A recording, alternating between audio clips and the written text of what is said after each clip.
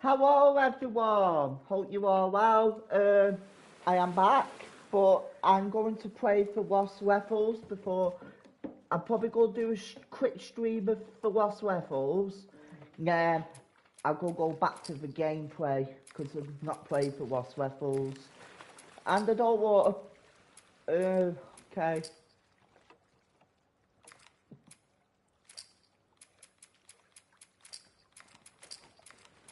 If I can find it.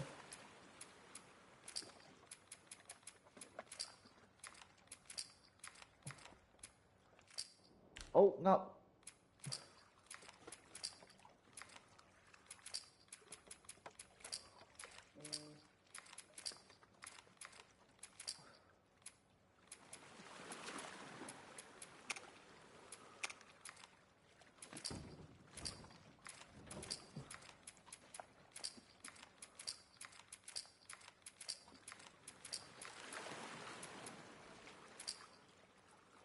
There we go.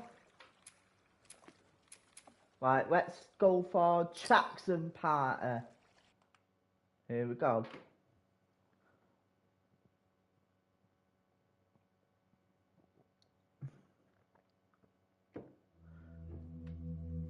You're about to play an unfinished level from The Last of Us Part 2.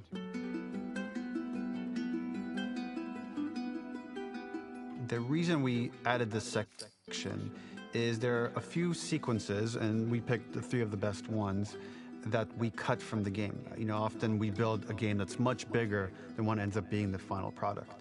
They were months away from being finished, but we wanted to give you an insight of what it's like when we built a game, because often we have this whole thing constructed and it doesn't have final art or audio or dialogue.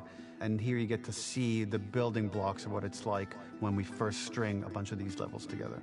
This is the intro to the first deleted level, and this one is the roughest of the 3. We wanted to show more of how Jackson operates. So this is the festival where Ellie ultimately kisses Dina. This sequence would have come very late in the game as a flashback sequence while you're in the farm with Dina. And we wanted to show what is the rest of Jackson doing, and wanted to put on the stick, make it interactive. So you could see when you're outside, there are all these almost like carnival games that you can play. You could mix drinks, you could play with these kids that are playing a sort of clicker Marco Polo, sit down and listen to conversations, and all the different interactions were first or second pass, very, very early passes. The building blocks are there, but nothing is final. And ultimately, while we were very excited by this sequence, it's pretty fun and lighthearted. It just slowed things too much as we're barreling towards the end of the story at this point. So again, reminder, rough, missing audio, missing animation, missing gameplay tweaks, missing dialogue, but pretty representative of what it would have been. So enjoy.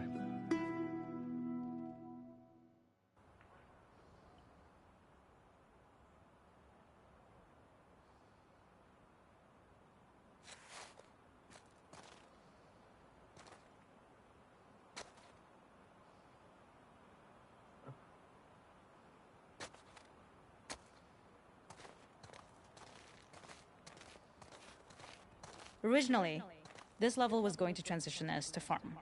We would go all the way through to the dance, where Ellie and Dina share their first kiss. Then we would play through farm, and when Ellie plays the guitar at night, she would remember the Seth incident. So, the opening for this was a little tricky. We needed it to match at least a little what you might expect emotionally coming from prior beats, because we were already purposefully disorienting you in time and space. Remember, you just came from this huge fight. To jump straight into it would have been a little too jarring. After some back and forth, we rooted it in Ellie's nerves, calling back to her hands shaking in the theater. But this time, for a much more innocuous reason we'll find out later. She's nervous because she has a crush on Dina, who is the only reason why she's here at the dance. Something we really wanted to do was highlight the way their lives had turned upside down since she went down this path. We had this idea of recontextualizing all of our usual gameplay mechanics that were designed for really violent ends. The workbench, door bashes, throwable weapons, and even the infected, which is my personal favorite. Peppered throughout the level are moments of levity or shared history, all the while seeing how happy and mundane they all were before her huge revenge odyssey.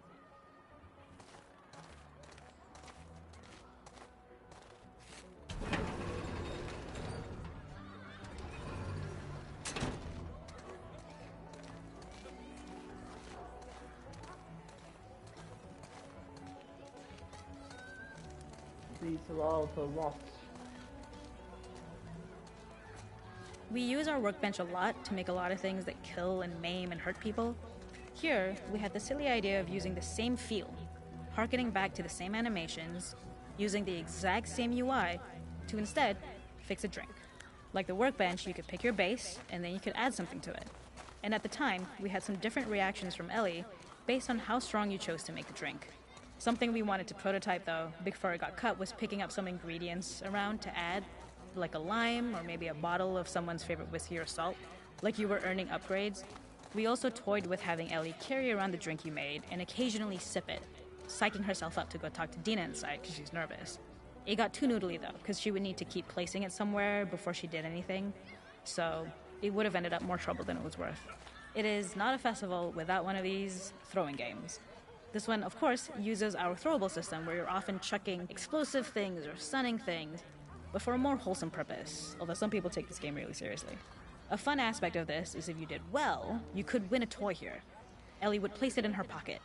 If you had done this, you'd find the toy with JJ, the baby, later back at the farm. When we cut this, the toy made it through anyway because it was so cute. It is the same one you see on the tractor at the farm. Ollie the elephant. It is not a festival without one of these throwing games.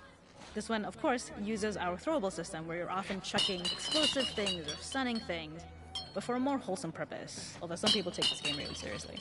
A fun aspect of this is if you did well, you could win a toy here. Ellie would place it in her pocket. If you had done this, you'd find the toy with JJ, the baby, later back at the farm.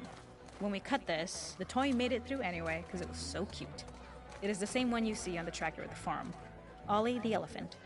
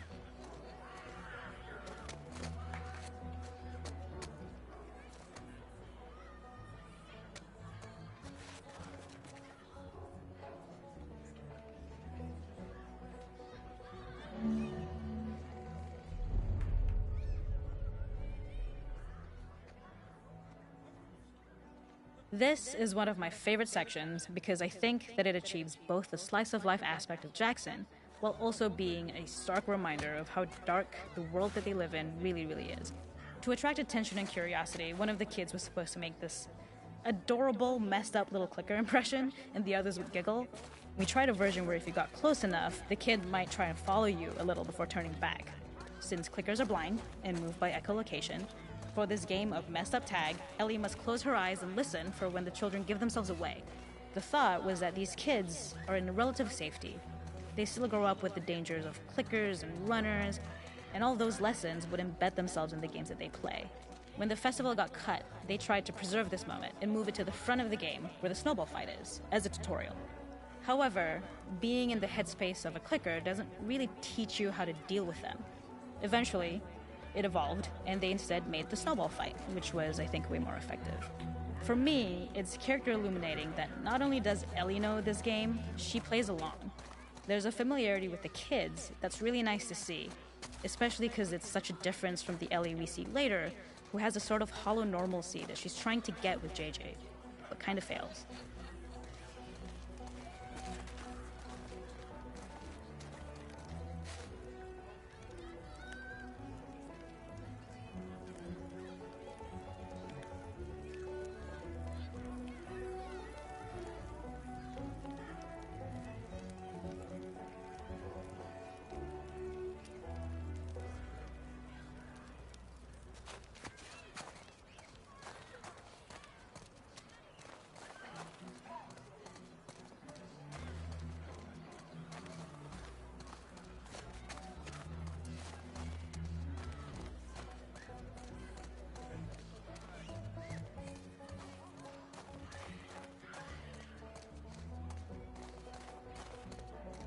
There's a hidden spot at the back that was just a bit of fun. It was highlighting Jackson's normalcy with something we would find in a real world. In the back, you would find teenagers finding some alone time with each other in a dark corner of a party. It was rewarding the player for peeking into a hidden corner, but ultimately redirecting them back to the festival. We also had versions of them smoking weed here, despite Maria's consternation, probably having gotten it from Eugene.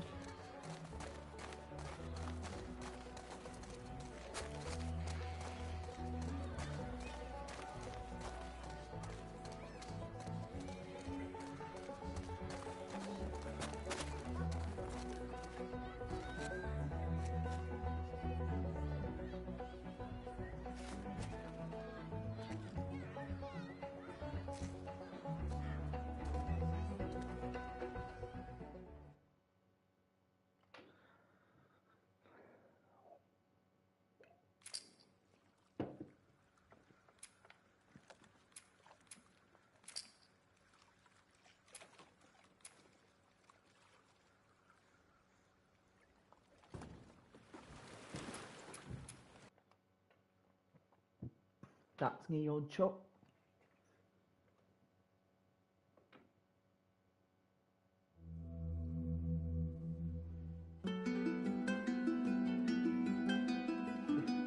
In this second deleted level, which is an extended sequence of the sewers in Seattle, this comes on the heels of where Ellie goes into a building and she survives an attack by stalkers and gets thrown out of a window and gets swept away by the current, and then we cut this section that used to be there in the final game. Now you will get to play it. So this was a way to get a bit more interesting puzzles, interesting traversal, figure out how Ellie can navigate the sewers with the fighting current. Ultimately, with a lot of these levels and these sequences, the reason why we cut them were for pacing purposes. But here it is for you in this very kind of raw form that part of it will feel finished, parts of it will feel like assets are missing as far as audio, animation won't be final, but it's a glimpse into what a game looks like when it's months away from finishing. Enjoy. So he talks about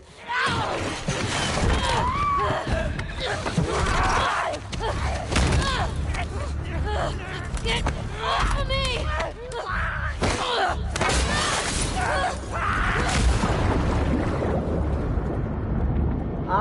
so we see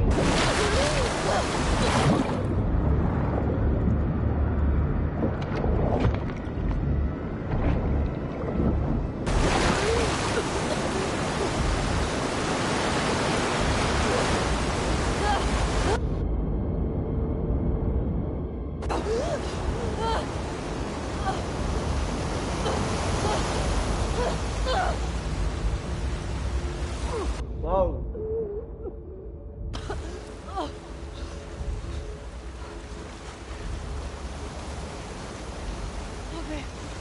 Okay.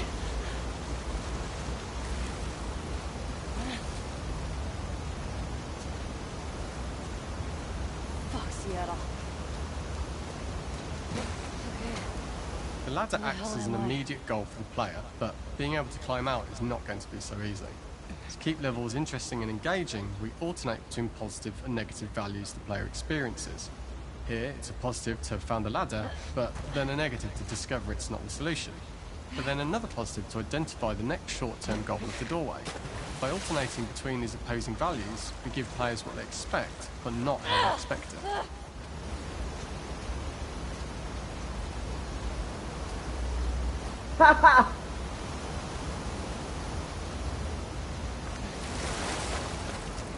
The colour.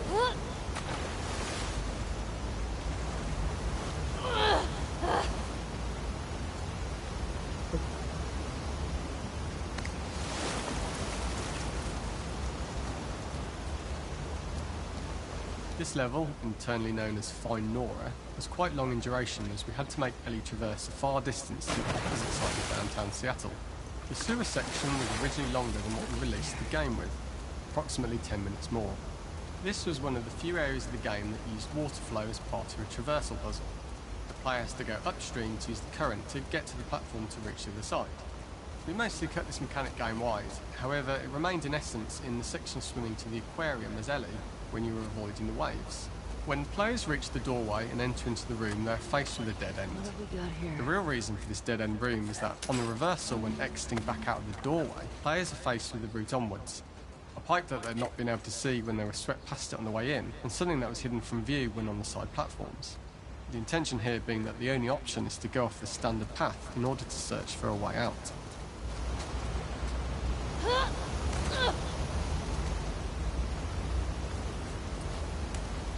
Get me the hell out of here.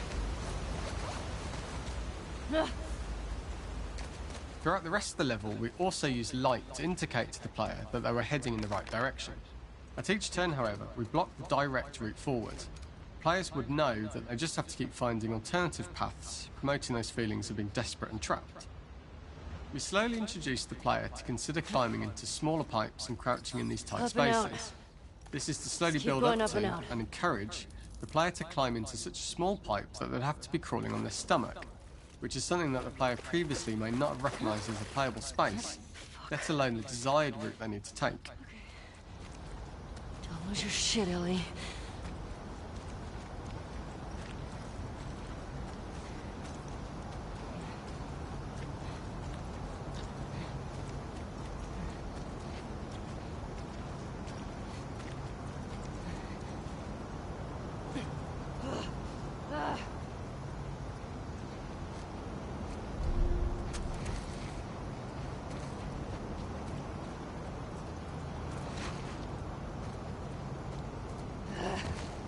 At least we get to play this part.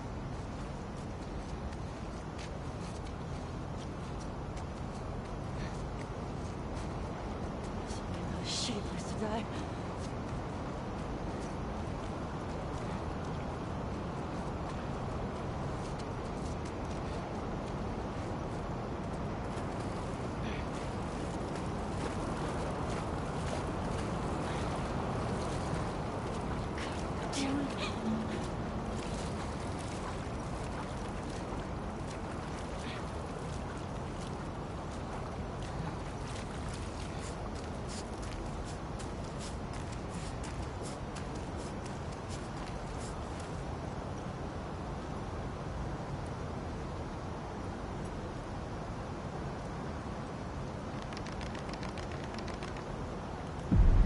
Oh!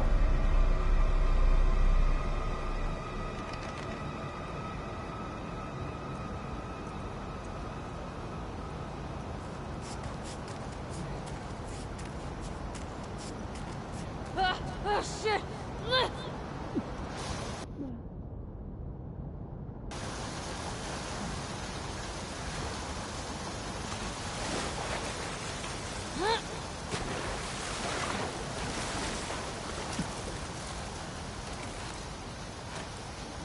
For the final section, we eventually opened you out into a wider area as you traverse through such tight spaces leading up to this.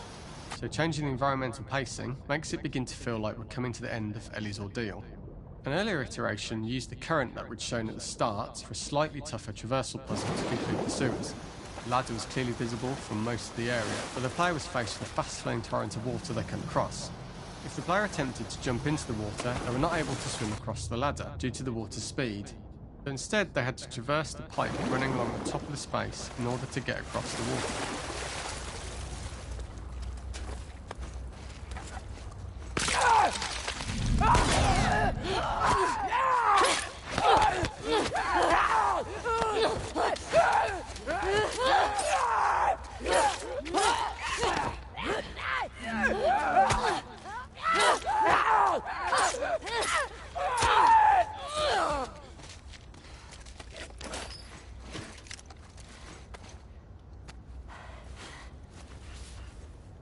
Right.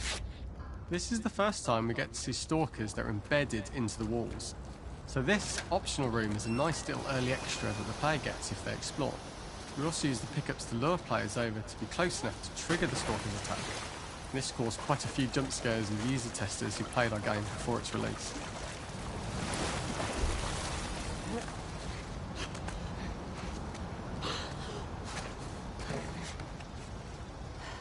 Using this pipe was retained in the iteration we shipped with, as it's the last of the extreme methods Ellie has to undergo in order to escape the sewers, and what she will go through in her pursuit of revenge.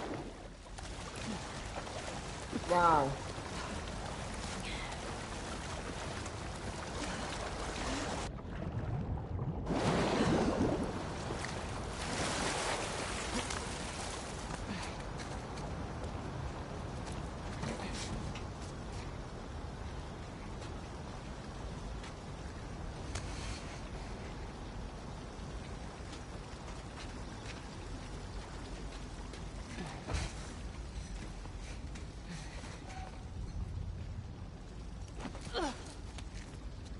The last ladder climb is quite lengthy, and although we could have trimmed it down to a shorter climb, we liked how this last segment of the journey built anticipation for whether there was success at the top or not after all you've been through.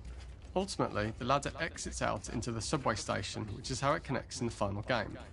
Ellie then has to find her way to the hospital from here, crossing paths with the scars for the first time.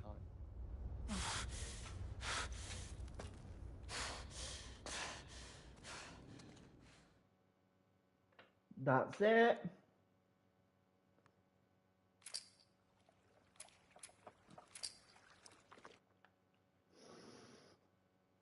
Now let's do the hunt.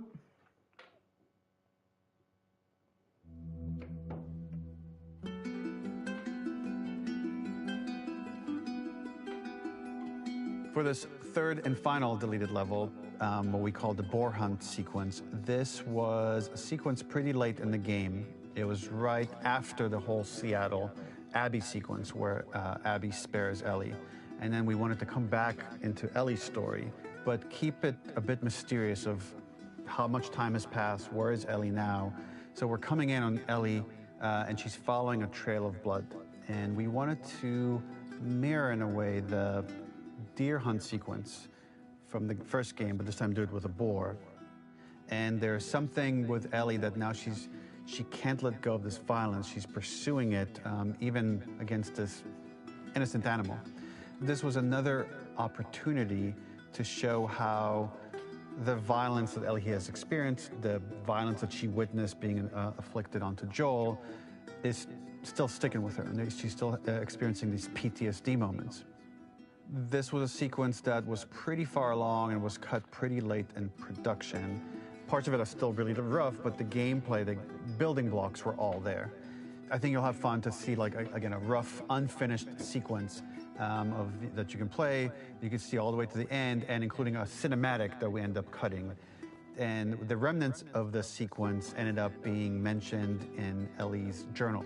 So this part of the story that we developed still made its way into the game as kind of optional stuff that you could read about, but here you get to experience it. So as a reminder, this is pretty rough, months away from being finished, but you get to see it now.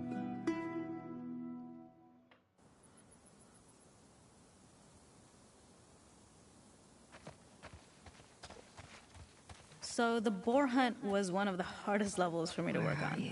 It was a huge challenge with the systems that we had, and we kept trying, but it never felt quite right. Originally, the level happened after the Jackson Festival, which also got cut, but before Farm.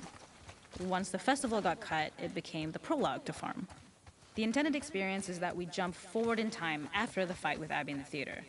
We don't know where Dina is. We likely assume she's dead because she was just bleeding out. Ellie is alone. Her hair is short. So maybe this is the future or the present. And she's hunting. Hunting who? In early iterations of the fight, it was more arena-like. The player slowly whittles down the boar's health. Ellie gets more visceral and more vicious. We get a little worried about her. As the boar gets weaker, more panicked, more feral, and we start feeling sympathetic to the boar, was the hope. In all of these iterations, especially of these wider areas, it required custom AI and scripting to make. We must have gone through 5 or 6 iterations of the boar fight and all, and every single time it changed pretty drastically. We split it into clear phases, where one was like all long range. We tried another where you're getting close and you get the jump on it quite literally. You're jumping off of a rock to attack it. And then finally, we tried a bunch where you almost sort of go around a bunch of trailers and try and wrestle it. We uncovered after some time that taking down a boar over several phases felt very laborious and a little dramatic. It was comically long, it felt too boss-like, a little too gamey. We decided to cut the first few phases, and we opted for a cold open after the boar had already been hurt off screen. So that allowed us to focus on feeling like you're closing in on prey, and to introduce the boar when it was at its most already hurt, already feral, much too close. And so the thinking was it would bring us more into Ellie's mindset. Is this really hunting for food, or is she hunting for It's over. Come here, you little bastard.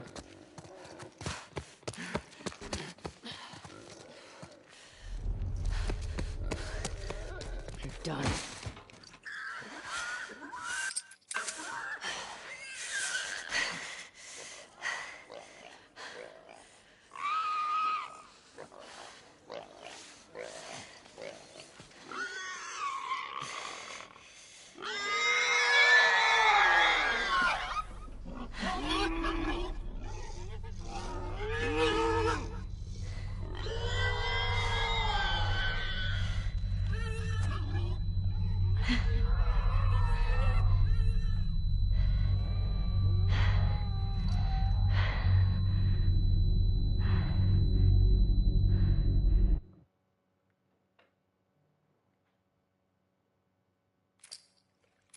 Right, so that's for Lost Levels. I thought that was amazing.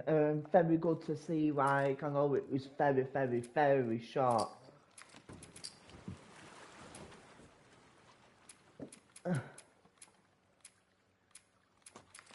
But I like to say thank you to Neil Druckmann for introducing this to his Last of Us fans and that. I thought that was incredible. So I'll probably come back in a minute. Let me just cancel the stream and I'll be back on.